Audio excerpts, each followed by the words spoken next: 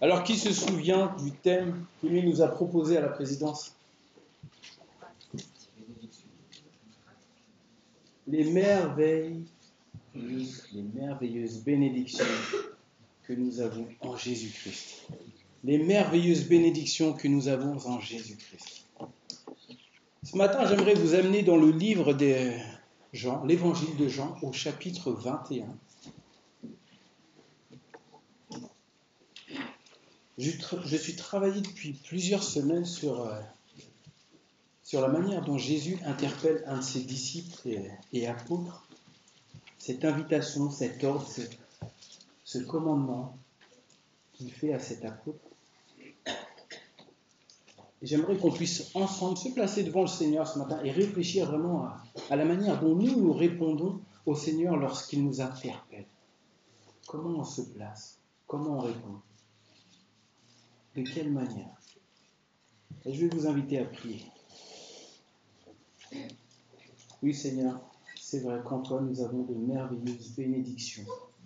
Et c'est encore une bénédiction que tu nous donnes de pouvoir être ici ce matin, d'entendre ta parole Seigneur. Nous te prions que nos cœurs soient vraiment disposés, ouverts, prêts à recevoir ce que tu veux nous donner. Seigneur, te prions que tout ce qui soit superflu dans cette prédication ne passe pas, mais que seul toi sois vu, Seigneur. Ce n'est qu'un homme qui est à la chair, mais je veux être vraiment ton outil pour que nous puissions tous grandir en toi. Seigneur, je te remets aussi les enseignants des enfants, Seigneur, que tu disposes leur cœur, ainsi que ceux des enfants, afin qu'ils reçoivent aussi cette même parole dans une terre fertile, Seigneur. Que tout continue à être fait pour ta gloire ce matin, au nom de Jésus-Christ. Amen. Amen. Alors, pour ce contexte de l'évangile de Jean, à la fin du chapitre 21, nous sommes après la résurrection du Seigneur Jésus, proche de son ascension. Et les disciples vivent toujours ensemble, reclus dans une certaine crainte. Ils sont sur leur garde au vu des récents événements avec la crucifixion.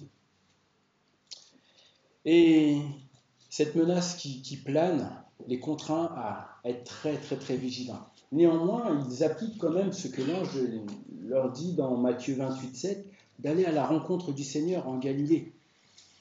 Donc, nous voilà en Galilée, sur les bords du lac Tibériade, et le Seigneur Jésus se présente une nouvelle fois aux disciples qui reviennent bredouilles d'une pêche nocturne.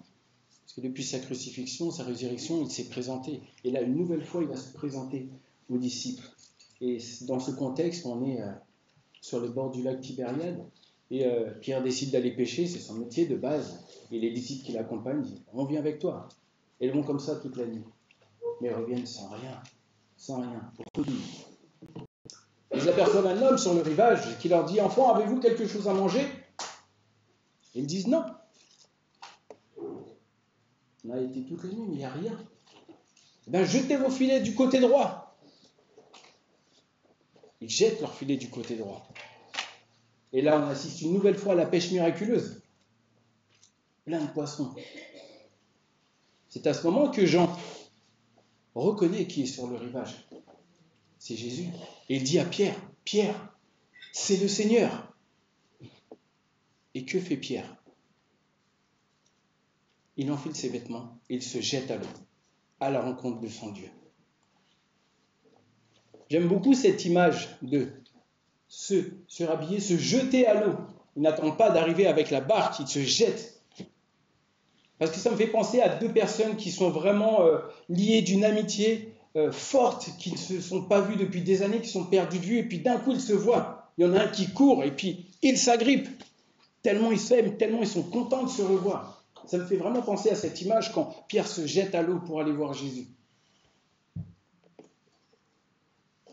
Lorsque tout le monde est réuni, tout le monde arrive sur le rivage, ils aperçoivent certes Jésus avec une attention particulière. Ils remarquent une attention particulière. Le Seigneur les attend avec, en quelque sorte, un petit déjeuner. Ils ont été toute la nuit sans rien pêcher. Déjà, premièrement, Il ne les a pas laissés revenir avec la tristesse. Il leur a permis d'attraper des poissons quand même si c'était au petit matin. Voilà. Il savait qu'ils avaient fait de l'effort et il leur a quand même donné du poisson. Mais il les a attendus avec un petit déjeuner sur des braises. Ça montre l'intention que le Seigneur a pour chacun d'entre nous. Je m'adresse aux jeunes. Quand ils rentrent et que maman a préparé un bon repas après une journée éprouvante, ou papa, ça montre l'attention particulière. Une maison qui sent bon, des gens accueillants, des frères et sœurs. Ça montre l'intention de cœur qu'on a quand on aime les gens. Ben voilà ce que fait le Seigneur avec ses disciples. Mais il les associe aussi. J'ai préparé, mais vous avez fait l'effort. Amenez du poisson, on va tous partager ensemble. Le Seigneur prend soin de chacun d'entre nous. Donc je vous invite maintenant à lire dans ce chapitre 21, à partir du verset 15. Je vais lire moi dans la version second 21.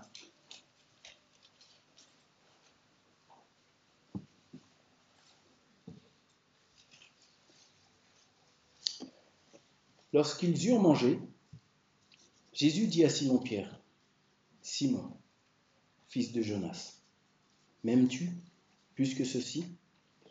Il répondit, « Oui, Seigneur, tu sais que j'ai de l'amour pour toi. » Jésus lui dit, « Nourris mes agneaux. » Il lui dit une deuxième fois, « Simon, fils de Jonas, m'aimes-tu » Pierre lui répondit, « Oui, Seigneur, tu sais que j'ai de l'amour pour toi. » Jésus lui dit, « Prends soin de mes brebis. » Il lui dit la troisième fois, « Simon, fils de Jonas, as-tu de l'amour pour moi » Pierre fut attristé de ce qu'il lui avait dit la troisième fois, « As-tu de l'amour pour moi » Et il répondit, « Seigneur, tu sais tout. Tu sais que j'ai de l'amour pour toi. » Jésus lui dit, « Nourris mes brebis. En vérité, je te le dis, quand tu étais plus jeune, tu mettais toi-même ta ceinture et tu allais où tu voulais.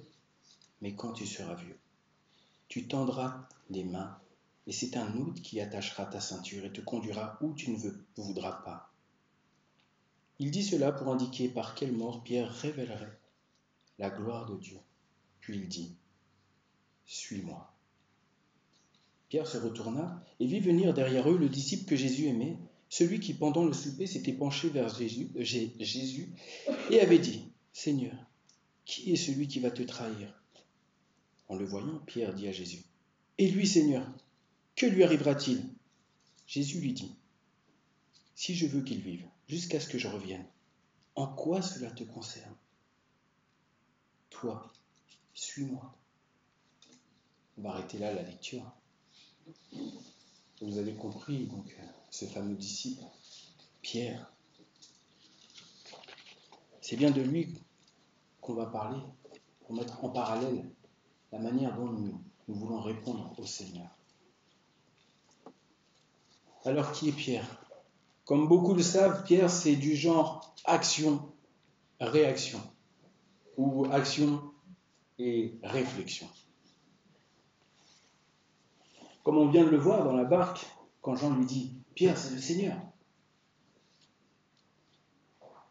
il n'a pas réfléchi 150 ans. Il a enfilé ses vêtements, il s'est jeté à l'eau. Action. Dans Matthieu 14, 29, les disciples sont dans la barque, encore un autre épisode où ils sont dans la barque, ils sont sur l'eau, ils peinent. Jésus les avait envoyés de l'autre bord. Et Jésus arrive vers eux sur l'eau, en marchant sur l'eau, et eux, ils croient voir un fantôme, les disciples. Et là, c'est aussi intéressant parce que Jésus leur dit, face à leur peur, « N'ayez crainte, rassurez-vous, c'est moi, n'ayez pas peur », selon les versions. Là, voilà l'attention particulière. Attends, je vois ces hommes ont peur, je vais tout de suite les rassurer. C'est moi. Pierre, il dit, « Si c'est toi, Seigneur, ordonne que j'aille à toi sur les eaux. » Jésus lui dit, « Mais viens. » Alors, action, Pierre sort de la barque et marche sur l'eau vers Jésus. C'est aussi Pierre qui n'hésitera pas à sortir son épée dans le jardin pour défendre son Seigneur. et il tranchera l'oreille de Malchus, le serviteur du souverain sacrificateur Caïphe. Encore une fois, action. Certains d'entre nous ici dans cette salle, on le sent chaud, ils réagissent au quart de tour, comme Pierre plutôt. Mais Pierre, c'est aussi un homme défaillant. Et là, ça ne concerne pas certains dans cette salle, ça concerne tout le monde. Tout le monde est défaillant, tout le monde a ce cœur défaillant. Et dans sa réaction ou sa réflexion, Pierre va détourner le regard de Jésus en marchant sur l'eau. Il va fixer son regard sur les circonstances qui l'entourent. Il va comprendre là où il se trouve, sur la mer, avec une mer plus ou moins agitée. Et là, il va comprendre qu'il est dans un sacré pétrin. Pourquoi ? Parce qu'il a lâché Christ du regard. Il s'est attaché aux circonstances, à ce qui l'entourait.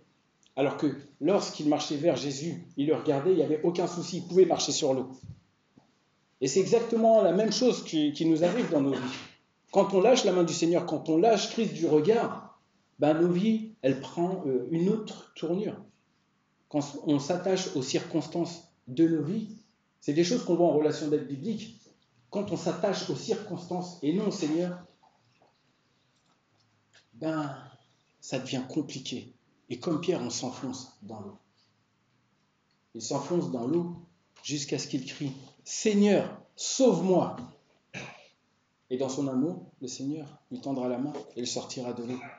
La Bible nous dit dans Hébreux 12, 2, ça nous rappelle que nous devons courir avec persévérance, les regards fixés sur Jésus, qui fait naître la foi et l'amène à la perfection. Tant que nous avons les regards qui sont fixés sur notre Seigneur, tant que nous sommes attachés à sa parole, que nous ayons cette communication quotidienne, tout le temps avec le Seigneur, notre foi grandit. On voit le Seigneur intervenir dans nos vies, on voit tout ce qu'il change autour de nous, déjà chez nous, on voit qu'on peut lui faire confiance. Tant qu'on garde nos yeux fixés sur Jésus, on est rempli d'assurance. On a un cœur qui ne souffre pas de ce qui va lui arriver. Parce que quoi qu'il arrive, il a confiance. Ce ne sont plus les circonstances de la vie qui nous dirigent, mais c'est notre foi en Christ. Ça, c'est important de se rappeler ces choses. Bien qu'il s'emportera, Pierre, en tranchant l'oreille de Malchus, en réaction à la foule venue arrêter Jésus, une foule en nombre, il fera face à la peur, comme tous les autres disciples. Il s'enfuira, il abandonnera Jésus, seul avec ceux venus l'arrêter. Et nos peurs, elles nous conditionnent. Nos peurs nous empêchent de faire telle ou telle chose. C'est humain, c'est profondément humain. On n'aurait pas fait mieux, on serait dans le jardin. On aurait beau dire, Seigneur, moi j'irai jusqu'à la mort pour toi. On aurait fui comme tous les autres. On aurait abandonné Jésus. D'ailleurs, nous n'avons même pas besoin d'être dans le jardin pour abandonner Jésus. Combien de fois nous tombons ? Combien de fois nous empêtrons ? Je ne sais même pas si ça se dit comme tel, mais on s'enfonce dans le péché. Pas besoin d'être dans le jardin. Nous renions Jésus par nos comportements, par nos vies. Et on abandonne celui qui nous tend la main, qui nous tient par la main. On l'abandonne si facilement. Nous sommes de la même nature que Pierre lorsque nous fuyons nos responsabilités d'enfants de Dieu et que nous regardons à nos propres circonstances, en oubliant que celui qui est en nous, à savoir Jésus-Christ, est bien plus fort que celui qui est dans le monde, à savoir le diable. On oublie si facilement ces choses-là. C'est 1 Jean 4,4 qui nous le rappelle. C'est important vraiment de nous rappeler au quotidien que celui qui est en nous, Christ, est plus fort que celui qui est dans le monde et qui veut nous amener sur un chemin complètement à l'opposé de celui de Dieu. Pierre, c'est aussi un homme issu du peuple juif. Mais pour les responsables de l'époque, le souverain sacrificateur, les scribes, les anciens. Ben Pierre, c'est plutôt un juif issu du peuple.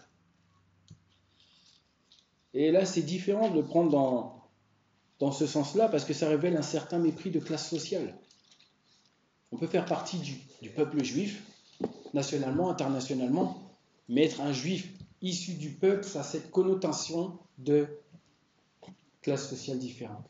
Et la Bible, elle nous le dit dans Actes 4, 14, lorsqu'ils virent l'assurance de Pierre et de Jean, là on est dans le moment où Pierre et Jean ont guéri ce boiteux, et ça n'a pas plu aux dirigeants, donc ils le font venir. Mais Pierre et Jean, eux, ont vraiment cette assurance, et c'est visible par ceux qui leur demandent des comptes. Et bien, ces mêmes dirigeants furent étonnés, car ils savaient que c'était des hommes du peuple sans instruction. Et ils les reconnaissaient pour avoir été avec Jésus. Ça, c'est intéressant. Ce sont des gens du peuple sans instruction qui ont marché avec Jésus. Et Jésus s'est vraiment toujours intéressé à ceux qui étaient méprisés. J'exerce un travail où je manage beaucoup de gens d'une classe sociale vraiment basse. Ce sont des gens qui sont facilement méprisés.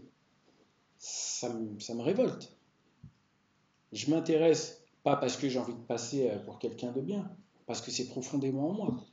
Je n'aime pas le mépris des classes sociales. Je n'aime pas le mépris des couleurs. Je n'aime pas le mépris des gens qui prennent les autres pour inférieurs. Et dans nos vies, on a facilement à mépriser des gens qui sont d'une classe sociale inférieure, à les prendre de haut, alors que le Seigneur ne faisait pas comme ça. Le Seigneur avait vraiment... tout le monde, il n'y avait pas de problème. Il parlait de la même manière à tout le monde. S'il fallait reprendre, il reprenait. S'il fallait enseigner, il enseignait. Il n'y avait pas de souci. Et c'est comme ça qu'il demande aux enfants de Dieu de se comporter. Pas de différence, ni dans ta famille, ni avec les hommes, ni dans ton travail. Sois un homme fidèle devant moi. Je déteins sur toi. Mais le problème qu'il y avait, c'est que les dirigeants, ils ne pouvaient pas supporter que quelqu'un sans instruction vienne enseigner, même vienne guérir, des choses qu'eux-mêmes ne pouvaient pas faire. Heureusement que Pierre ne s'est pas attribué la gloire, parce qu'il le dit, mais c'est par Jésus que je fais ça. Jésus, celui que vous avez crucifié, c'est par lui. Pierre, il va affirmer haut et fort que Christ est le seul nom que Dieu a donné sur la terre pour que nous puissions être sauvés.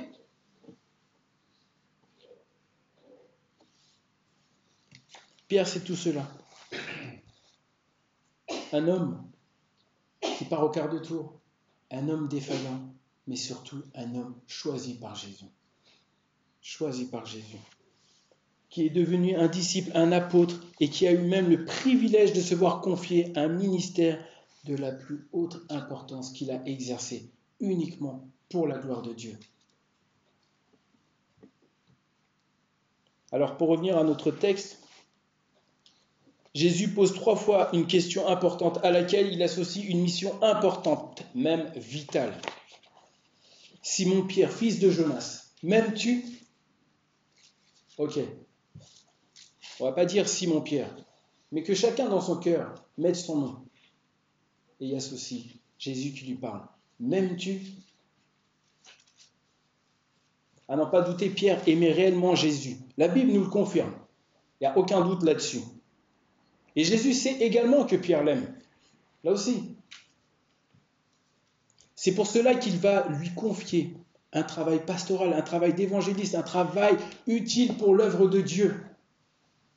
Une mission de la plus haute importance, dont Pierre, à ce moment-là, ne mesure absolument pas la portée, la répercussion dans son avenir proche, mais aussi dans son avenir lointain. Pour nous, les chrétiens, aujourd'hui, nous sommes au bénéfice de l'œuvre de Pierre. Eh oui, c'est une bénédiction de pouvoir avoir ces écrits, de pouvoir avoir le témoignage d'une vie consacrée au Seigneur. Les merveilleuses bénédictions en Christ. Et nous en sommes à ce bénéfice. Pierre, m'aimes-tu ? Waouh ! Par 3 fois, le Seigneur le questionne sur son amour. Ok, Pierre, c'est solennel là. Tu dis que tu m'aimes. C'est vrai, je sais que tu m'aimes. Alors voici la mission que je te confie. Prends soin de mon troupeau. Nourris mes brebis. Prends soin de mes agneaux. Tu m'aimes? Alors fais cela pour moi.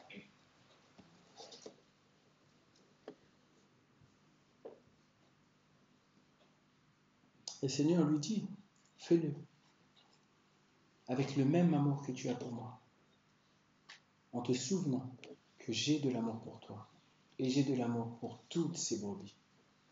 Maintenant, prends soin d'eux. N'oublions pas que par 3 fois, Pierre a renié Jésus.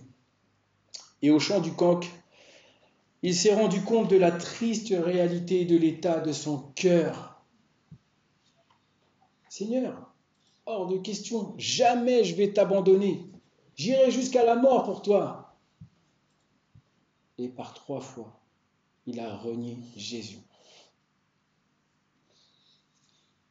Ça fait écho dans nos cœurs. Nous n'avons pas besoin d'entendre le chant du coq pour nous entendre renier le Seigneur. Parce que nous sommes de la même nature que Pierre. Un cœur tortueux, mauvais, avec le besoin absolu d'être pardonné par Christ.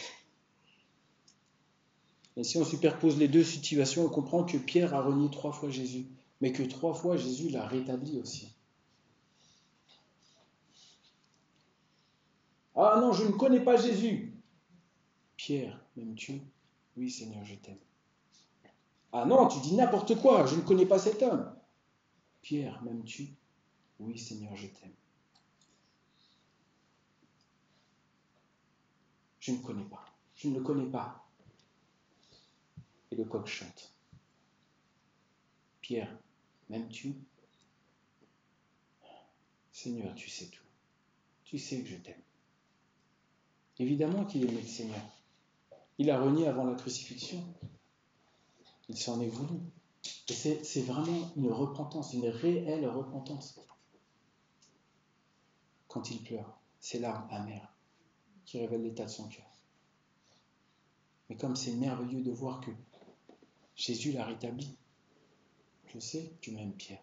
C'est pour ça que je te donne cette mission de prendre soin de mes brebis. Voilà un homme rétabli. Des fois, on a tellement honte de notre péché, de notre vie, de la manière dont on se comporte, qu'on n'ose même pas demander pardon à Dieu. On n'ose même pas s'approcher parce qu'on n'en est pas digne, c'est vrai. Mais on est tellement mal, on s'en veut tellement avec cette culpabilité qu'on n'ose même pas s'approcher. Des fois, on croit même que le Seigneur ne peut pas nous pardonner. Et pourtant, Dieu ne se lasse pas de pardonner. Dieu ne se lasse pas de pardonner. Si nous reconnaissons nos péchés, il est fidèle et juste pour nous les pardonner et pour nous purifier de tout mal. Et c'est là une promesse et une réalité. C'est dans 1 Jean 1,9. Si nous reconnaissons nos péchés, Dieu est fidèle et juste pour nous les pardonner. Il nous rétablit dans nos situations et il nous confie une mission en plus. Tu m'aimes? Ok, alors voici la mission que j'ai aussi pour toi. Non seulement le Seigneur montre à Pierre qu'il lui a pardonné, mais lui confie quelque chose d'extraordinaire. Évangéliser. C'était un pêcheur de poissons, il en a fait un pêcheur d'hommes. Et ce pardon est accordé à Pierre comme à chacun d'entre nous. Chacun d'entre nous dans cette salle, et même dans le monde. Quant aux missions, il veut les accorder à tous ses enfants. Tous ses enfants, ceux qui ont reconnu Christ comme leur sauveur, ceux qui ont abandonné leur péché à la croix et qui ont reçu le pardon. Et pourquoi il nous accorde des missions? Parce que le Seigneur veut nous associer à son œuvre. Ok, je te donne une mission, je vais t'accompagner, on va y aller ensemble. Il veut nous associer à son œuvre de la même manière qu'il a voulu les associer à ce petit déjeuner. J'ai tout préparé, mais allez, amenez quand même du poisson. Vous allez participer à ce repas fraternel. Maintenant, j'aimerais qu'on s'attarde au verset 19. Le Seigneur vient de révéler à Pierre comment il allait mourir Mais quand sa mort, il glorifierait le Seigneur. Et il lui dit, suis-moi. Suis-moi. Si vous faites attention à la suite du texte, Pierre se retourne et voit venir Jean derrière lui. Donc, littéralement, on pourrait dire, il suit Jésus, puisqu'il y a Pierre qui les suit derrière. Il y a Jean qui les suit derrière. Mais c'est beaucoup plus profond. Ça a un sens beaucoup plus profond. C'est plus intime. Ce que Jésus demande à Pierre, c'est là d'œuvrer, là. C'est d'entrer vraiment en action, de faire honneur à ce qu'il est. Un homme d'action, Pierre. Allez, on y va. Suis-moi. C'est intéressant parce que c'est pratiquement la dernière fois que les disciples voient Jésus. Et Jésus lui dit, suis-moi, Pierre. C'est la dernière fois. Après, c'est l'ascension. Pierre, suis-moi. C'est exactement ce qu'il lui a dit le premier jour où il l'a vu. Il est avec son frère André. Il dit, suivez-moi. Et je vous ferai pécheur d'hommes. La première fois, il lui dit déjà ce qu'il lui prépare. Suivez-moi. Pierre, suis-moi. Et avant son ascension, il lui dit encore, Pierre, suis-moi. Donc il y a 3 ans, ils ont marché 3 ans ensemble. Parce que Pierre avait compris ce que Jésus lui disait au début, viens, je vais te faire pécheur d'hommes. Je doute qu'il l'ait compris. Je doute même qu'il l'ait compris au moment de l'ascension.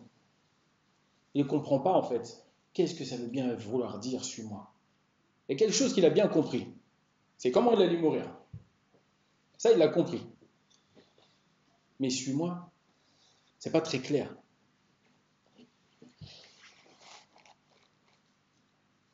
Qui a dirigé les poissons dans le filet de Pierre? C'est bien Jésus, c'est pas un hasard, c'est un miracle. Est-ce qu'il est en train de lui dire, je vais te faire pécheur d'hommes, je vais aussi diriger des hommes vers toi. Des hommes que tu vas pouvoir enseigner, des hommes, des femmes, des enfants que tu vas pouvoir enseigner. Je vais les diriger vers toi. C'est la même chose qu'il nous demande à nous, ses enfants. Suis-moi, œuvre pour moi. Les gens, je vais les diriger. On le voit beaucoup en relation d'aide. Des gens qu'on ne connaît pas, qui sont dirigés. On ne sait même pas comment ils nous ont connus. Bon, s'ils le savent, maintenant ils peuvent regarder sur Internet. Mais néanmoins, les gens arrivent avec leur bagage qu'on ne connaît pas. Et on ne sait même pas comment on va s'occuper d'eux. Mais le Seigneur nous dit, suis-moi. Moi, j'envoie les gens. Et je vais même t'équiper pour pouvoir les aider. Il nous dit à tout le monde, chacun d'entre nous, je vais t'envoyer quelqu'un et tu vas pouvoir annoncer la parole du Seigneur. Ce n'est pas un hasard si vous êtes ici ce matin. Et là, je m'adresse vraiment à ceux qui n'ont pas le cœur au Seigneur. Vous croyez que vous êtes venus juste comme ça parce que vous aviez envie? Certes, c'est vrai. Mais le Seigneur vous a dirigé vers des hommes de Dieu pour que vous puissiez entendre sa parole. Ce n'est pas un homme que vous voyez, sinon ce ne sera pas des femmes qui vous parleront physiquement, si, de Jésus dans vos relations personnelles. Ou quand vous venez, ce ne sera pas juste un homme qui parlera à la chair. Il le fera de la part de Dieu. Et gloire à Dieu, si vous reconnaissez que c'est Dieu qui vous parle ce matin. Il n'y a pas de hasard. Vous êtes là parce que le Seigneur vous a dirigé. Mais toujours avec ce même appel qui vous dit, donne-moi ton cœur. Ce n'est pas un hasard si vous entendez aussi certaines choses. Parce que là, le Seigneur, si vous êtes à Christ, vous dira, suis-moi. Alors c'est sûr que Pierre avait bien compris comment il allait mourir. Mais il avait besoin de comparaison quand il voit Jean. Ok Seigneur, mais lui là, qu'est-ce qui va lui arriver? On s'arrête là. Imaginons que Pierre lui dise, Jean, alors Jean, je vais te dire ce qui va se passer. Il aura une longue vie, rassasié de jours, une épouse formidable et aimante. Il aura des enfants obéissants, bienveillants et sages. Il aura une vie professionnelle prospère, une belle vie dans le Seigneur. Et surtout, Pierre, surtout, Jean sera exempt de toute épreuve. Est-ce que Pierre aurait suivi, en entendant ce genre de discours, aurait suivi Jésus? Ah ouais, Seigneur, super, bon, Jean, il a une super vie, moi je vais mourir avec toi, on y va. Heureusement que le Seigneur ne nous donne pas le détail de la feuille de route quand il nous demande de le suivre. Heureusement. Parce que s'il l'avait fait, est-ce que Saul de Tarse aurait marché pour Christ? Est-ce qu'il serait devenu Paul? Est-ce qu'il aurait accepté d'endurer la souffrance? Heureusement qu'Ananias ne s'est pas écouté quand il a dit mais Seigneur, nous avons entendu ce que Saul vient faire. Il vient pour amener captifs tes enfants. Il persécute l'Église. Le Seigneur dira à Ananias, mais je vais lui montrer ce qu'il doit souffrir pour moi. Il a dit Ananias, pas Paul. Ananias qui est différent du mari de Saphira.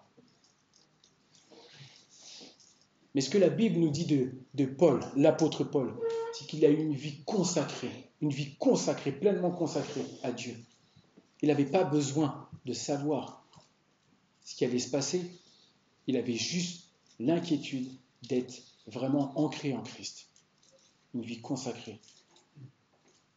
Après des épreuves, bah oui, vous ouvrez la Bible. Voyez les épreuves de Pierre ou de Paul. Mais heureusement que le Seigneur ne nous donne pas les détails de la feuille de route. Parce que sinon, on n'entrerait pas dans ce grand ministère. On n'entrerait pas dans la moisson. On ne serait pas des serviteurs du Seigneur. Mais gloire à Dieu, qui nous permet d'avoir confiance en lui. Et à partir de ce moment où notre cœur est abandonné à Christ, où nos yeux sont fixés sur lui, et qu'on a cette volonté de marcher avec Dieu, eh bien le monde ne peut rien nous faire. Le monde ne peut rien nous faire. Si tu es en Christ et que tu meurs, tu es dans la gloire éternelle. Si tu meurs sans Christ, tu es dans le tourment éternel. Alors, mes amis, si le Seigneur vous dit aujourd'hui, suis-moi, de quelle manière vous avez envie de répondre? De quelle manière vous avez envie de vous engager pour le Seigneur? Ce n'est pas l'histoire de 3 ou 4 personnes dans cette salle. C'est l'histoire de tous les chrétiens. C'est ce que le Seigneur nous dit. Il dit à Pierre, Jean, ce n'est pas ton problème, Pierre. Là, je te parle à toi. Là, je veux une relation intime avec toi. Là, je veux m'occuper de toi. Ce que je réserve à Jean, je le réserve à Jean. Mais nous avons toujours besoin de nous donner des prétextes en nous comparant aux autres. Et ces prétextes nous donnent de l'argumentation pour ne pas entrer dans la mission qui nous est proposée par le Seigneur. Ça nous donne déjà des prétextes pour ne pas faire ce que mes parents me disent en comparaison de ce qu'ils demandent à mon frère ou ma sœur. C'est un prétexte pour ne pas faire un tel travail au travail parce que notre manager va nous donner une mission et qu'il ne donnera pas la même. On va dire la charge pour moi elle est trop lourde et pas pour lui. C'était pas à moi de ranger la table ce matin. Le Seigneur s'adresse à chacun d'entre nous de manière individuelle. Bien sûr, il le fait au sens collectif parce qu'il nous a tous placés les uns avec les autres. Mais de manière individuelle, il nous dit à tous, toi, suis-moi. Avec une portée. S'il y a une portée dans le temps de ce que Pierre ou Paul ont fait, de ce que tous les héros, là on le voit dans Hébreux, les héros de la foi, ça a une portée pour nous. Et ça l'aura après nous. Ce que nous faisons aujourd'hui, si on reste dans notre coin, on ne dit rien. Certes, il y a peu de chances qu'on se souvienne qu'on ait travaillé pour le Seigneur. Mais combien de gens qui sont déjà auprès du Seigneur vous rappellent combien ils ont marché dignement avec Dieu? On en connaît tous. Et c'est une portée après. Après, ces gens ont suivi, ont répondu à cet appel, ils ont suivi, sans savoir quels étaient les plans. Je ne vais pas vous faire de fausses joies. Vivre pour le Seigneur, c'est dur, vous le savez. C'est très compliqué. Témoigner de Jésus, c'est compliqué. Vivre financièrement pour le Seigneur, c'est très compliqué pour certains. Mais vivre pour la gloire de Dieu, c'est totalement différent. C'est totalement différent. Et c'est en ça que le Seigneur nous dit, suis-moi. Parce qu'il veut nous associer à sa gloire, pour sa gloire.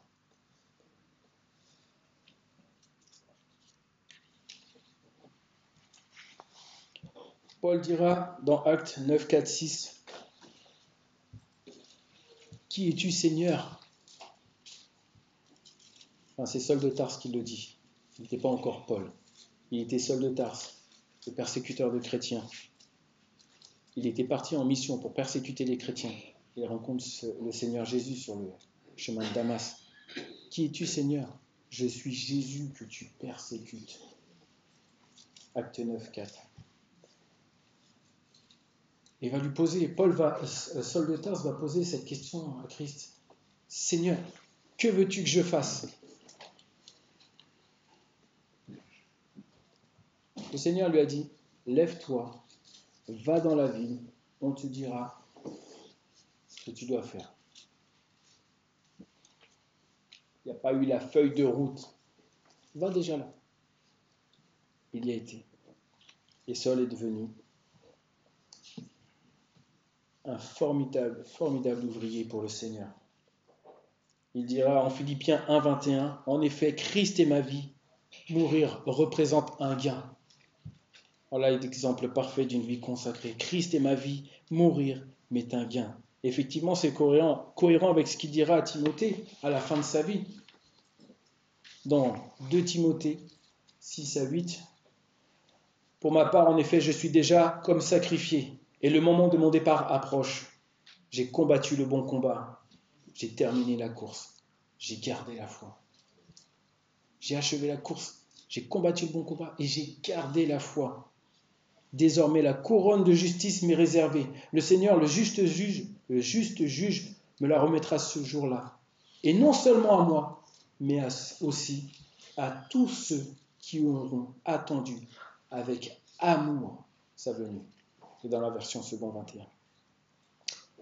Donc ce n'était pas que pour lui, c'est pour tous ceux qui attendent avec amour le retour de Christ et qui œuvrent, qui combattent et qui gardent la foi.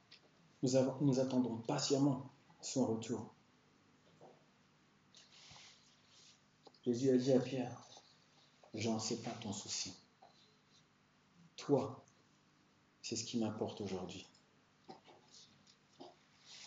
Mets ta confiance en moi, grandis en moi.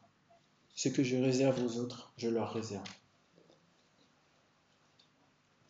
Quand on retrace la vie de Pierre, on s'aperçoit effectivement qu'il a suivi le Seigneur dans la mission proposée. Il n'aura pas peur de s'opposer aux dirigeants. Pierre aura été en prison.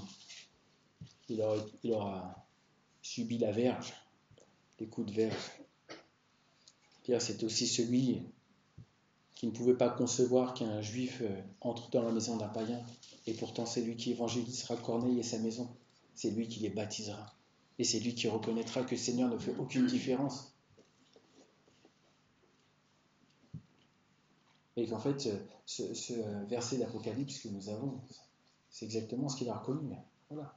Le Seigneur ne fait pas de différence. Il accepte des gens de toute race, de toute nation, de toute tribu. Et la portée aujourd'hui que nous avons de ces écrits, c'est formidable. Pierre, c'est aussi 2 lettres qu'il a écrites. La première qui traite de l'espérance dans la souffrance, qui traite aussi de la grâce dans 1 Pierre, et qui traite de la soumission aux autorités. Oui, nous sommes chrétiens, mais nous sommes soumis aux autorités locales, départementales, régionales, nationales. Nous sommes soumis aux autorités, scolaires. Notre enseignant, notre maîtresse, notre enseignant à la fac, au lycée, au collège. Et en ça, on doit du respect. On doit se souvenir qu'eux aussi se lèvent tôt le matin, ils préparent des cours pour nous enseigner. Et si je me comporte mal avec eux, je n'honore pas le Seigneur. Et c'est l'équivalent quand on est au travail, c'est l'équivalent quand on est sous la responsabilité de ses parents. C'est l'équivalent quand nous sommes sous la responsabilité du berger de cette assemblée. La deuxième lettre de Pierre traite des vertus chrétiennes et de la manière dont le chrétien devrait et doit se comporter. C'est une mise en garde aussi contre les faux enseignants. On peut être à la chair et vous raconter n'importe quoi. Mais est-ce que vous faites comme les chrétiens de Béret qui nous sont décrits dans Actes? Est-ce que le culte finit dans l'après-midi, dans la semaine, vous revenez sur ce qu'on vous a dit? Ou vous croyez tout juste parce que c'est la personne qui est à la chair qui a parlé? Non, le Seigneur vous appelle à le suivre, vous, personnellement, à regarder dans sa parole ce qui est conforme, comment il convient de vivre et de le suivre. Et dans cette deuxième lettre de Pierre, il nous prépare pour le jour du Seigneur. Et ça, c'est important, mes amis, le jour du Seigneur. Quand le Seigneur reviendra, des millions de chrétiens seront enlevés dans les nuées près de leur Seigneur. Et il restera les autres. Ça restera quand même un jour où vous pourrez vous tourner vers le Seigneur. Je dis ça pour ceux qui ne sont pas chrétiens, nés de nouveau. Ça restera quand même une période où vous pourrez vous tourner vers le Seigneur. Il n'y aura pas la grâce. Ça sera au prix de votre vie. Parce que si nous arrivait de partir là maintenant, souvenez-vous-en, si vous n'êtes pas le Seigneur, même si c'est au prix de votre vie, souvenez-vous que nous, les chrétiens nés de nouveau, nous sommes déjà près de Dieu. Et nous attendrons ceux qui nous suivront. Dans tout cela, Pierre a subi la persécution chrétienne. Et le Seigneur lui dit, « Toi, suis-moi. »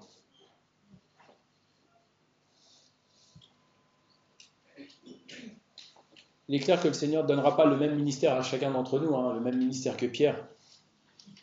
Mais en tout cas, il veut déjà nous qualifier pour un service qu'il nous donne. Un service de la plus haute importance. Peu importe le service. S'il nous donne une mission à laquelle il associe cette merveilleuse bénédiction, pourquoi refuser? Pourquoi se donner un prétexte pour ne pas suivre le Seigneur? Ce qu'il veut nous confier, il est important d'y répondre favorablement. Le Seigneur Jésus parle à chacun d'entre nous. Tu dis que tu m'aimes. Alors voici la mission que je te donne. Prends soin de ton épouse. Tu dis que tu m'aimes. Alors voici la mission que je te donne. Aime ton âme. Tu dis que tu m'aimes. Alors voici la mission que je te confie. Éduque et enseigne tes enfants selon le Seigneur. Ne laisse pas le monde ou la société s'emparer de tes enfants. Tu dis que tu m'aimes. Alors voici la mission que je te confie. N'aie pas honte de moi, où que tu te trouves, quoi qu'on en dise. Tu dis que tu m'aimes. Alors voici la mission que je te confie. Prends position en tant que chrétien né de nouveau. Tu dis que tu m'aimes. Alors voici la mission que je te confie. Ne sois pas querelleur, mais recherche en tout temps la paix. Tu dis que tu m'aimes. Alors voici la mission que je te confie. Prends soin du troupeau que je te confie. Tu dis que tu m'aimes. Voici la mission que je te confie. Obéis à tes parents. Aime tes frères et sœurs. Respecte les gens qui t'entourent. Sois un témoignage en comportement. Le Seigneur nous aime et nous a prouvé son amour en mourant à notre place sur la croix et en nous offrant une vie éternelle. Maintenant, il te propose un chemin rempli de défis et d'amour. Et il te dit, dans Jérémie 29, 11, « En effet, moi, je connais les projets que j'ai formés pour vous, déclare l'Éternel, projets de paix et non de malheur, afin de vous donner un avenir et de l'espérance. Accepte cette mission. Toi, suis-moi. » De quelle manière chacun d'entre vous désire, et même moi, répondre? Nous allons prier.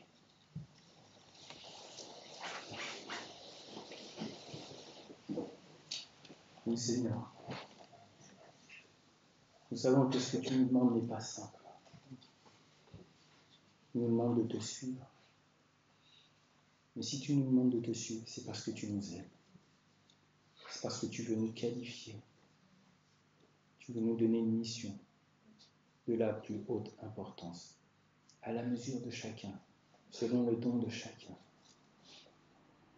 Tu veux nous avoir près de toi, tu veux notre cœur, et tu veux nous accompagner dans ton œuvre. Seigneur, je te prie que aucun d'entre nous ne se prive de te suivre, ne se prive de t'appartenir, ne se prive de dire « Oui, je suis un enfant de Dieu et je suis mon Seigneur et mon Dieu ». Seigneur, vraiment, accompagne-nous dans l'œuvre que tu nous proposes, Seigneur. Aide-nous à prendre soin de tout ce qui nous entoure en tant que chrétiens, nés de nouveau.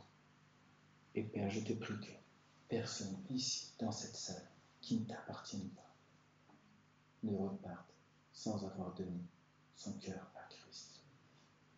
Vraiment, Seigneur, merci pour les merveilleuses bénédictions que nous pouvons avoir en Jésus-Christ. Nous te prions pour cette semaine. Vraiment que tu nous accompagnes tous. Au nom de Jésus-Christ. Amen. Amen.